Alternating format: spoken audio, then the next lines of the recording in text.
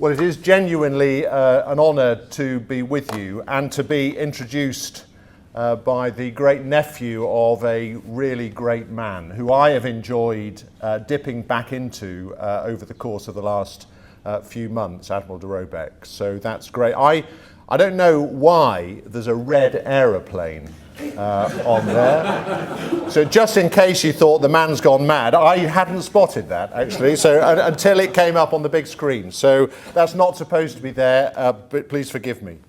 I didn't cry unless Gallipoli was one long cry. If you cried, you'd never stop. Private Nicholson's short, oft-quoted and powerful comment, whilst setting a sober tone, seems to capture well the enormity of the Gallipoli campaign, the extraordinary suffering, the human loss over a 40-mile stretch of Turkish coastline in just under a year, combines with tales of great courage and perseverance to create a remarkable event in history. Of course, you know that.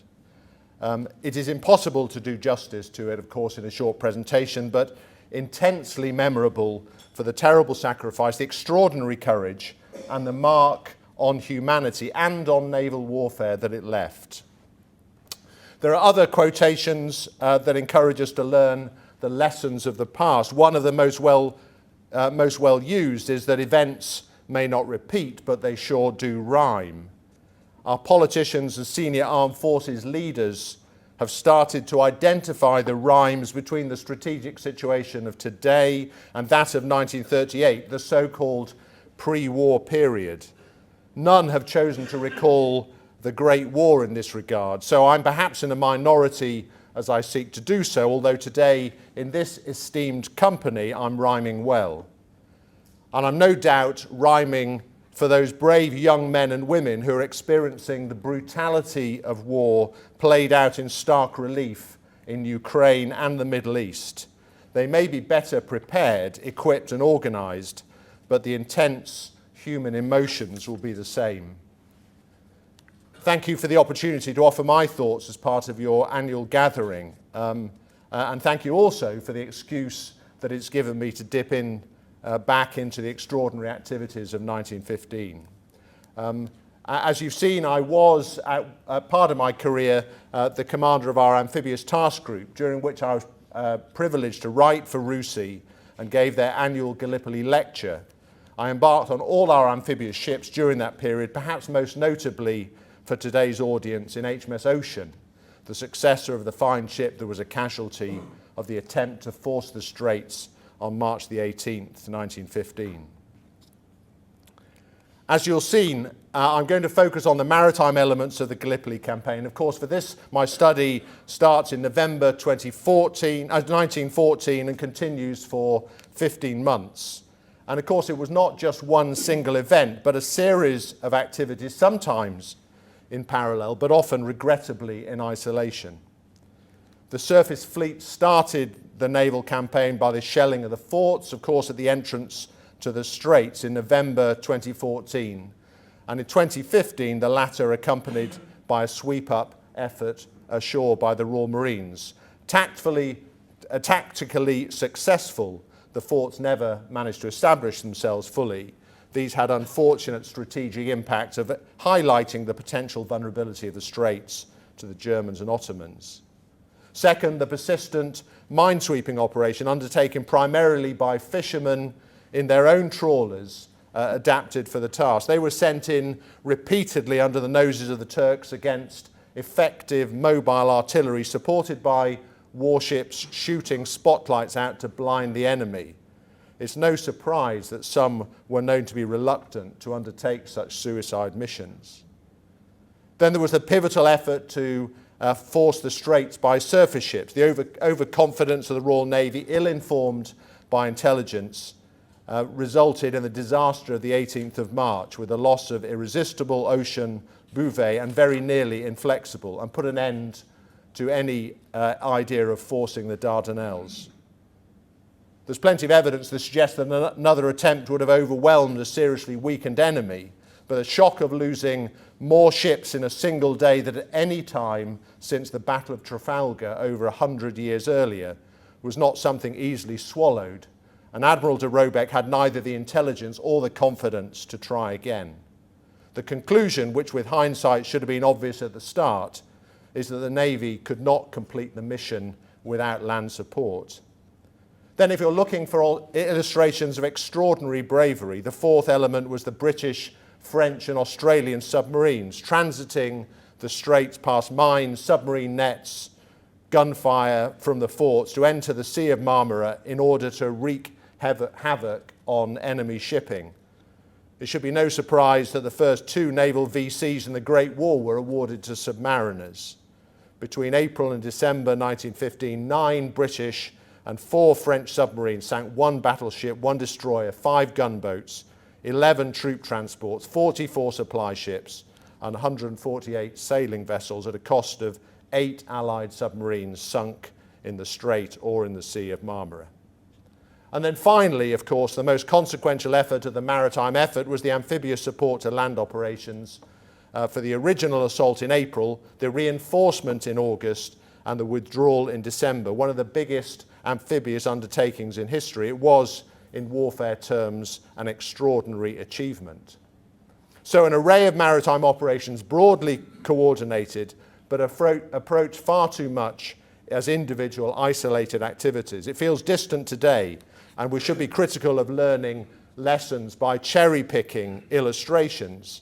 But as we look back, there are strands from which successes and failures can be applied right up to today. My observation, unsurprisingly, is that we put in place processes to avoid most of the problems that Gallipoli highlighted, but reminding ourselves from where these changes originate provides reinforcement and context to ensure that the lessons remain firmly embedded. I'm going to dive briefly into 5 areas that I think illustrate this point powerfully, and start with strategic to tactical coherence. The tension between political and military leadership is as live today as it was in 1914, that there will and should always be a constructive tension between the body for delivering policy, the politicians, and those delivering military effect, the armed forces. The result of this, usually constructive tension, seeks to inform political instincts with military practicalities, whilst framing military objectives within that political intent. It's essential in ensuring military activity is targeted appropriately that both sides of the endeavour are in each other's minds. In 1914, the systems were not in place, or at least they were insufficiently robust to prevent circumvention. Right from the start, as Admiral Wemyss is described in his personal account of the Navy in Dardanelles, there was incoherence. He stated that the War Council considered a naval operation proposed by a soldier as the only means in hand of easing a distant military situation, Kitchener, as such was taken up enthusiastically by a civilian as likely, in his opinion, of attaining political end, the occupation of Constantinople, Churchill, whilst the only hesitating voice was that of the naval expert, who saw no prospect of its either fulfilling either objective without military assistance, Fisher. It remains a mystery, of course, why Fisher, normally a dogmatic control freak, should have not engaged in the debate at the War Council, but his voice, the only voice with naval experience, was not heard. And as a result, the process of turning a valid political concept into a credible operational plan was flawed.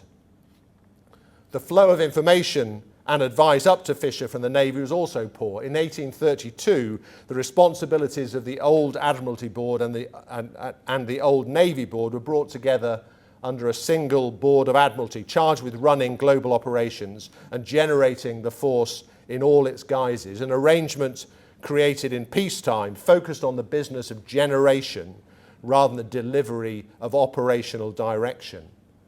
As Admiral Wemyss stated, the Navy was a splendid organisation, ready for war and complete in every detail except one, the most essential, a staff necessary for its direction. It was found wanting against the test of a great war. As a result of this, there was a worrying dialogue between the political and tactical levels as the operation was conceived. Admiral Carden was asked directly by Churchill whether it was practical to force the Dardanelles by ships alone. Carden replied, perhaps rather too positively, as you might if you were asked a question by Churchill. I do not think they can be rushed. They may be forced by extended operation by a larger number of ships. Churchill responded, "Higher authorities concur your opinion." As a result of that interaction, Churchill believed the operation was achievable, and Carden believed he had informed the decision makers of the risk and had subsequently therefore received higher authorities' considered direction.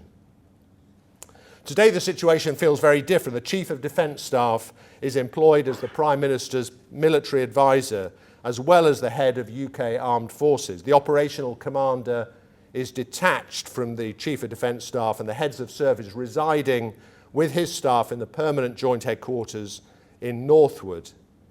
His operational plans are the basis of the advice to ministers. Additionally, the planning process are inclusive, involving lower level commanders working collaboratively with the permanent joint headquarters to deliver the plans that they will, in the event, execute.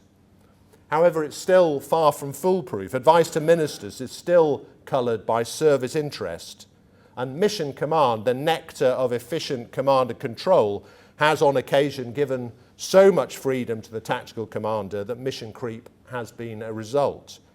I was amused recently to read Lawrence Freedman's book Command, in which he reflects, amongst others, on the battles of the Cuban Missile Crisis. He comments that Admiral Anderson ran the operation through the flag plot, a naval headquarters, rather than the joint staff, remarking, "This is a Navy show. We're going to show them how it's done."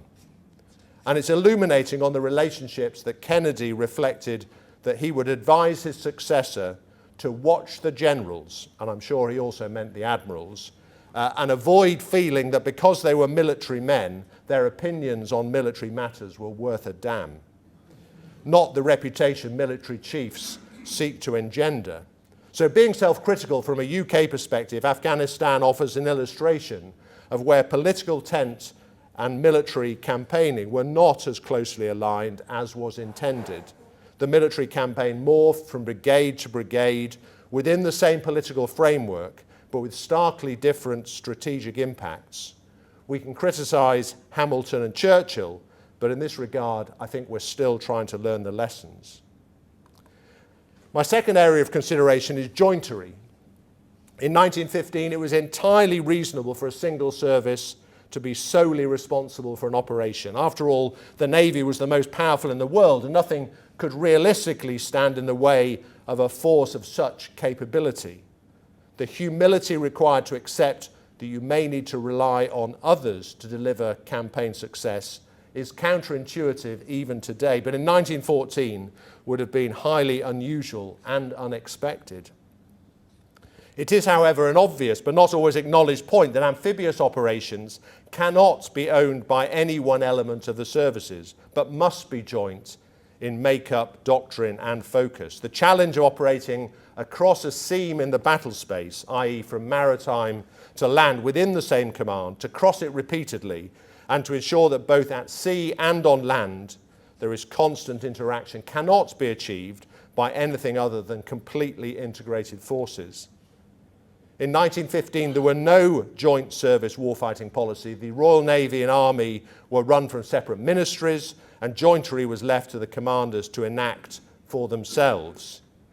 In design, of course, Gallipoli started as a naval campaign which paused for a month from April to May 1915 after the naval effort to force the Straits had failed. Then there was a period in which the Navy and Army operated together, although as Commodore Mitchell's report on the campaign stated, the system was based on cordial cooperation and the desire to render mutual assistance to the fullest extent possible with the safety and ultimate interests of the forces involved. Pretty weak.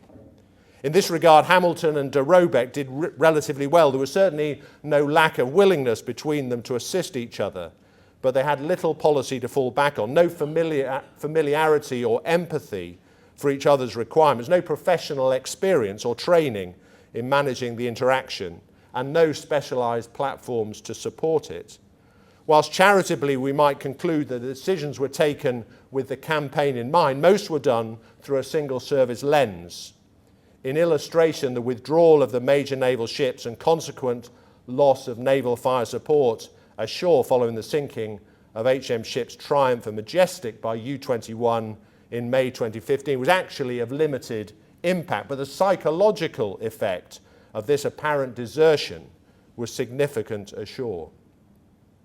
So today, perhaps this is the area that's moved on more than most. The permanent joint headquarters, which I've mentioned, now housed in Northwood, was formed in 1999 and has served to draw by design the forces of all the services together from the start of the planning to the completion of an operation. Its scope has changed from that in 1915, in which there were perhaps 2.5 domains, to the 5 now, with an integral air element and now space and cyber domains to consider.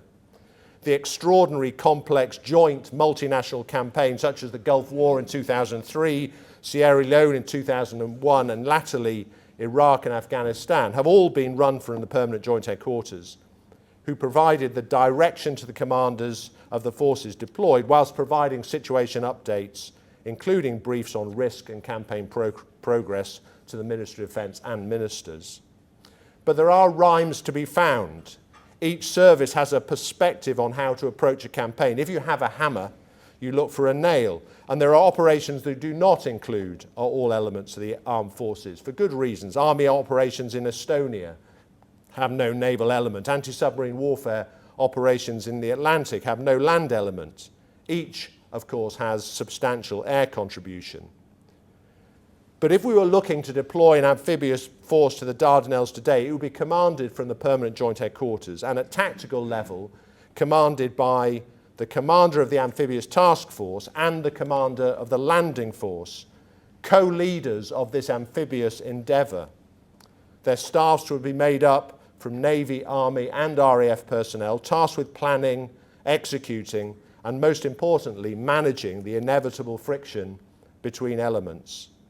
It's not unity of command in the strictest sense, but structurally interweaves the perspectives, requirements and aspirations of each element within a single plan and certainly assures unity of purpose. Thirdly, understanding, which of course is a crucial underpinning of any operation. The absence of perfect information is a situation in which all commanders operate, but this absence needs to be acknowledged, assessed, and plans adapted as a result. In 1915, the failure to understand the impact of mobile howitzers on the movements in the Straits and to see the additional mine-laying by the Turkish ship Nusret, which caused the great losses on the 18th of March, would have been caused by a shortage of surveillance assets, but also an arrogance that assumed that the Royal Navy would prevail against a, by definition, inferior enemy. Assumptions were made that the Turks would give up quickly should ships break through the Straits. In capability terms, that ships could fire at forts at relatively close range and of the capability needed to deliver 100,000 troops to the beach and to sustain them. All of these needed greater understanding. Doing one's best should not be the basis of an operation where humans are the collateral damage for over-optimism. In 1915, Hamilton and his generals failed to construct a comprehensive campaign, partly through negligence, but more so because no one understood the essential constituent parts. There was no effective information flow. Hamilton never saw the 1906 Imperial General Staff assessment that storming the Straits was impossible, and the War Office, when asked for background data, famously provided an out-of-date textbook on the Turkish army and 2 small guidebooks on Western Turkey. The intelligence potential of aircraft was not grasped, at least not initially, or through a mixture of unserviceability and ignorance. The complexities of the task, the terrain they would face, and the organisation and numbers of the enemy all were underplayed to great cost. And sharing of information is essential. And Admiral Wemyss again said, in operational terms, the campaign was anything but a surprise to the Turks, whereas at the tactical level, secrecy was imposed at the cost of comprehension. Today, our planning starts with a comprehensive understanding of the operational environment. It's been called many things over the last few years and continues throughout an operation with efforts specifically designed to create situation awareness at strategic, operational and tactical levels. But whilst this element is well embedded in planning, it does not necessarily translate into perfect understanding for commanders. In fact, the shortage of intelligence platforms is perhaps the single most pressing risk in most campaigns. And despite the efforts made, for example, our understanding of tribal activity in Iraq, of the Taliban in Afghanistan, or of President Putin has been less comprehensive than we would have wished. We will continue to aspire for better. AI promises predictive analysis of an adversary, but for now the likelihood that we will be surprised remains far higher than we would wish. Fourth, capability. The Navy of 1914 was the result of 100 years of relative peace.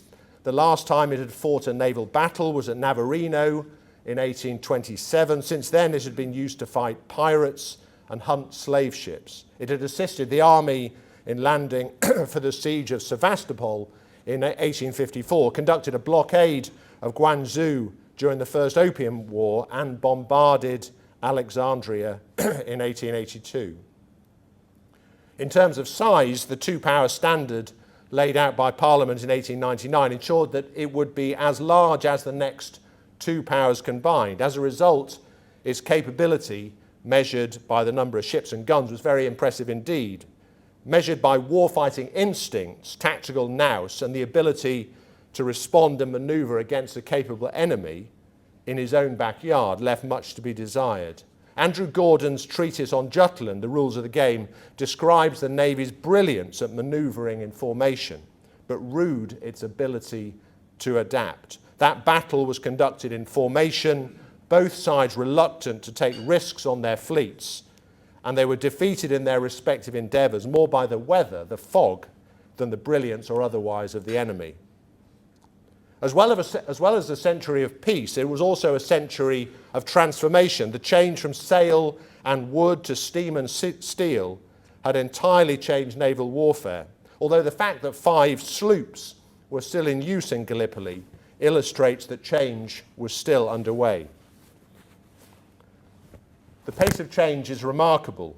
The famous tug-of-war between HMS Rattler, one of the first propeller-driven ships to be built for the Royal Navy, and Alecto, a paddle wheel ship, took place only in 1845. HMS Warrior, now a tourist attraction in Portsmouth, was built in 1860. But yet HMS Dreadnought, an entirely different proposition, was launched only 45 years later. So whilst a Robeck's fleets were those ships that were spared to avoid denuding Jellicoe's Grand Fleet, it wasn't for a want of ships and submarines that the Allied commanders were uncomfortable. They were allocated an impressive 1 battleship, 3 battle cruisers, 25 pre-dreadnought battleships, 19 cruisers, 28 destroyers, 8 monitors, 5 sloops, 8 submarines, etc. But set against the challenge of the mission, there were some notable fragilities. Submarines had only been used since 1901 and were rapidly expanded during the first few years of the century. By 1915, the Royal Navy had 80 submarines, albeit the ability to operate was still nascent and reliant on the initiative and bravery of the crews. As the Mitchell Committee identified, amphibious operations were conducted in a make, do and mend approach. There was no modern, bespoke landing craft to support the assault. The soldiers were transferred from craft to craft, often completing their nighttime journey in rowing boats towed ashore from battleships by small Royal Navy steamboats. Specialist equipment was not available, partly because it did not exist, but also because Hamilton was reticent in being seen as too demanding by Kitchener. In construct, the amphibious force was therefore cobbled together with ships and soldiers from a wide range of background and experience, and the whole force had almost no training and almost no rehearsal. Ship's gunfire support was extensive but inaccurate. Direct fire was effective, although the trajectory of guns on the warships often made fire control solutions impossible, and of course it placed ships in great danger. Indirect fire was much less risky, but much more effective. The advent of the naval observer occurred soon after the war. And mine warfare was another relatively new activity. The Royal Naval Reserve Trawler Section was only created in 1910 with approval to mobilise 100 trawlers during any crisis period and enrol 1,000 men to man them. Once again, in peacetime, this force could theoretically clear mines, but against some 400 mines in 10 lines under the noses of an adversary armed with howitzer guns was an entirely different proposition for the 35 trawlers allocated. And over 100 years later, we've moved on again. Our submarine force is exclusively nuclear, set for blue water, anti-ship and anti-submarine battles, not the inshore capabilities of the diesel submarines penetrating the Sea of Marmara undetected and operating with impunity against enemy shipping. This focus is understandable. The main threat is the highly capable Russian submarine force in the North Atlantic, and the main tasks are to protect the strategic nuclear deterrent and to be available to support land strike with Tomahawk land attack missiles. The ability to operate in coastal waters, collecting intelligence and placing smaller navies under threat is a casualty of this prioritization. Our surface fleet is much smaller. It's equipped with missiles against air and missile attack, although it does have the trusty 4.5-inch gun to support land forces, whilst far less powerful than the guns of 1915. The use of digital firing solutions makes them much more accurate. Minesweeping is no longer a capability in the Royal Navy, and the Navy is in the process of paying off its mine hunters to replace them with autonomous vehicles launched from a mothership. We may not have Durobex's problems of operating while being attacked by guns at short range, but delivery of autonomous capability under fire will still be a huge test. The aviation capability, both jets for air support, but helicopters to insert Marines and to support soldiers ashore, is of course completely different and a force multiplier in every sense. And then let me dwell on the amphibious capability. Historians differ in their view about whether Gallipoli resulted in the reduction of interest in amphibious activity after the First World War. My sense is that whenever we have used amphibious capabilities in anger, it's resulted in a violent reaction against ever using them again. So after World War I, even as late as 1938, the Deputy Chiefs of Staff Committee considered that a combined landing on a large scale against opposition was not likely in the early stages of the war. Of course, they were wrong. A similar story was seen after the Second World War, when UK demilitarisation left the Royal Navy with only a small amphibious warfare squadron. Suez provided the strategic shock and was fought with the remnants of wartime amphibious capability. Further disinvestment occurred in the Defence Review of 1974 and followed by the now infamous Defence Review of 1981, which concluded there was no apparent requirement for amphibious forces before the Falklands once again, as a commentator said, seized them from the jaws of obsolescence. Despite the allergic reaction, the capability has been used regularly. Kuwait in 1961, where an invasion by Iraq was averted by landing commandos. Tanzania in 1964, where elements of 4-5 Commando inserted alongside a naval gunfire support demonstration put down a mutiny against the new government. In Sierra Leone in 2001, and to insert the first conventional forces onto the ground in Afghanistan in 2001, well used but rarely championed. As a result, today we have a much reduced capability. The Royal Marines have become specialist in boarding operations, protection of the nuclear deterrent, but at reduced overall mass to embark in amphibious units. And the shipping has also been reduced, with all the Royal Navy amphibious ships now in extended readiness.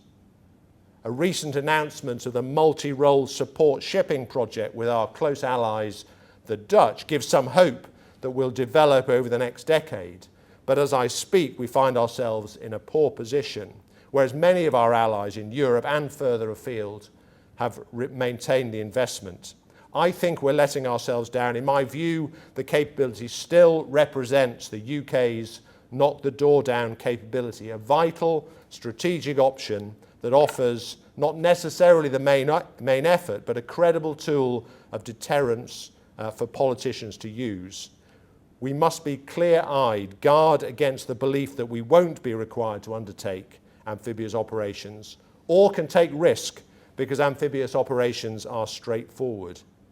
Kitchener and Churchill made that mistake in 1915 at the cost of tens of thousands of lives. We must learn from this. And that should be a people slide. Not a technical guy.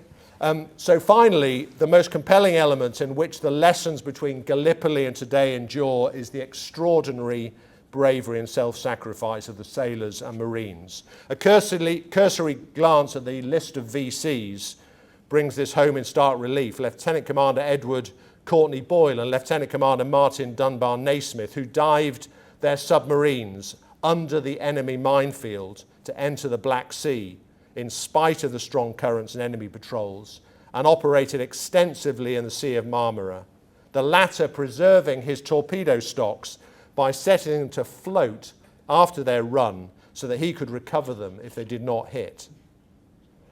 Lieutenant Norman Douglas Holbrook, Midshipman Wilfred St. Auburn Malleson, able seaman George Sampson, William Charles William, and Commander Edward Unwin, who all put themselves at extraordinary risk, bringing the lighters ashore and stabilising them so that the offload of soldiers and material could take place. Lieutenant Commander Eric Gascoigne Robinson, who led a party ashore to silence Turkish guns on the southern shore in his white uniform. And Lieutenant Doyley Hughes, who fashioned a swim aid of 2 barrels and launched from E11 to swim just under a mile, attach explosives to a rail bridge, and return. Again, in Admiral Wemyss's words, the campaign of the Dardanelles will remain through all ages to come an imperishable monument to the heroism of our race, to the courage and endurance of our soldiers and sailors, and to the lack of vision and incapacity of our politicians. Leaving the end of that quote to one side, nothing changes. The young men and women of today's Royal Navy are just as committed and just as courageous, a fact that we see every time they're called upon to commit to operations. Whether in the Eastern Med, Red Sea, Gulf, the South Atlantic, or the West Indies.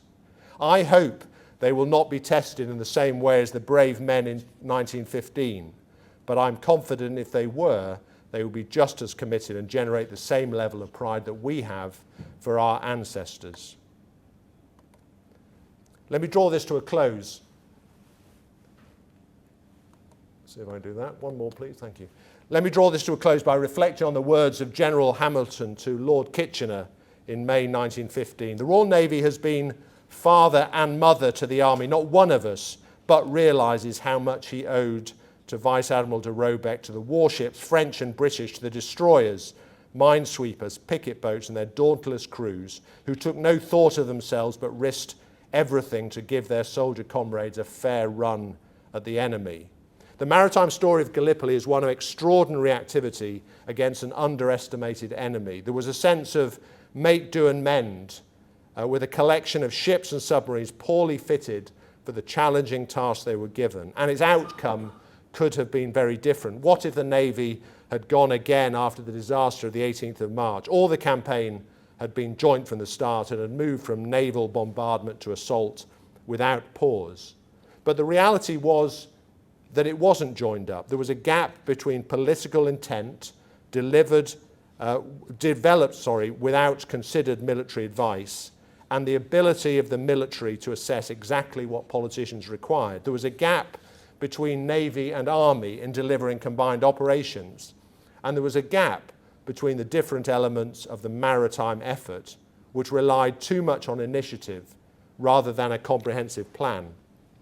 The lessons are rich, sometimes stark, whilst it would be a stretch to conclude that the experiences of 1915 were a direct catalyst for the improvements that we see today. It was most definitely an intense experience from which lessons were absorbed into the continued rapid development of the Royal Navy capability. 1915 came too early to reap the benefits of the adjacent improvements in aviation, modern mine countermeasures, more accurate gunfire support, improved intelligence and dissemination. As we reflect here today, we can with confidence say that our smaller armed forces are more instinctively joint, that the mechanisms for tackling the political military interface are more established. Capability is different, but far more accurately set against the realities of the operational requirement. But we should not be complacent. We're still at risk of assuming that we will fight the last war and must be ready to adapt. I hope in that regard we've retained the extraordinary levels of imagination and determination that we saw at Gallipoli, and that through experience our leaders are more adept and better informed, ensuring that those doing the fighting are only put in harm's way as a last resort, and even then with the greatest possible likelihood of success. Thank you for listening.